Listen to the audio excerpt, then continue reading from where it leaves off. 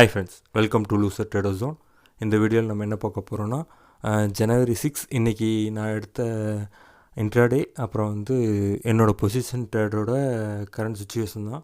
இன்றைக்கி நான் இன்ட்ராடேயில் ட்ரேட் எடுத்து அரௌண்ட் ஒரு 2000 ப்ராஃபிட் வந்தது. ப்ளஸ் என்னோடய பொசிஷன் ட்ரேடு, அதாவது இந்த மந்த்லி கான்ட்ராக்ட் செல் பண்ணியிருக்கேன். மந்த்லி கான்ட்ராக்டில் செல் பண்ணது -280 இருக்குது. கரெக்டாக இந்த 4 செஷனாகவும் இன்னும் மைனஸ்லேயே தான் இருக்குது, இன்னும் பாசிட்டிவ் வரல.